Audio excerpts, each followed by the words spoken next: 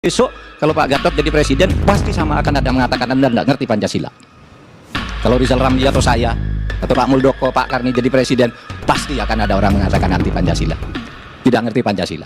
Sama aja dulu kita, Pak Din Sanudin, dia pernah berkuasa menjadi dirjen.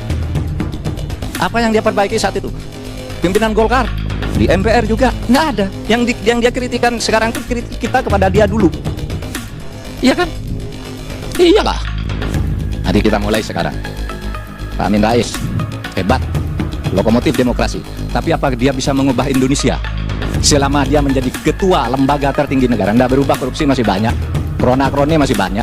Padahal ketua MPR-nya waktu itu lembaga tertingginya Amin Rais.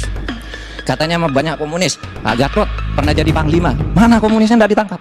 Mau sekarang bicara komunis. Kalau dalam posisi saya, kalau mengambil langkah-langkah hukum tadi yang disebut oleh Mas Rizal Ramli, penangkapan, pengamanan karena undang-undang ITE, itu yang membuat undang-undang ITE itu dulu Pak SBY.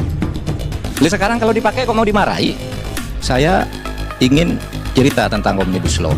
Ketika Pak Alwi Shihab di zaman Pak SBY dulu menjadi duta besar keliling untuk urusan Timur Tengah, membawa beberapa investor dari negara-negara OKI, ratusan juta US dollar mereka datang ke sini mau investasi, diterima oleh Pak SBY. Oh bagus investasi, beri karpet merah oleh Wakil Presiden Pak Yusuf Kala, ayo investasi. Sesudah mau dieksekusi tidak bisa Pak, karena katanya bertentangan dengan peraturan ini. Sesudah masuk ke eselon 2 di sebuah departemen, oh ini ada kepresnya begini, tidak boleh. Oh itu ada undang-undang nomor sekian sehingga pulang orang sudah ke sini. Itu sebabnya lalu bagaimana penyederhanaan perizinan itu menjadi penting.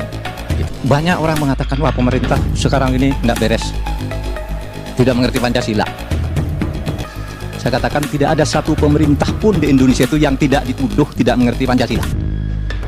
Bung Karno itu jatuh karena dituduh tidak mengerti Pancasila, padahal beliau yang mengerti Pancasila. Katanya Bung Karno itu, wah itu komunis. Nah suatu saat Bung Karno itu juga liberalis ketika membuat undang-undang agraria kan, dianggap dekat komunis, jatuh juga dianggap melanggar Pancasila. Sudah itu katanya Pak Harto bagus, jatuh karena dituduh melanggar Pancasila. Habibie, wah ini hebat katanya. Pak Habibie di demo selama pemerintahnya, lalu dituduh juga tidak mengamankan Indonesia karena melepas Timur. Dibilang anti NKRI, merusak NKRI, merusak Pancasila. Gus Dur sama, habis dia di demo sama perintahnya, katanya ini nggak bisa melaksanakan Pancasila, jatuh dia.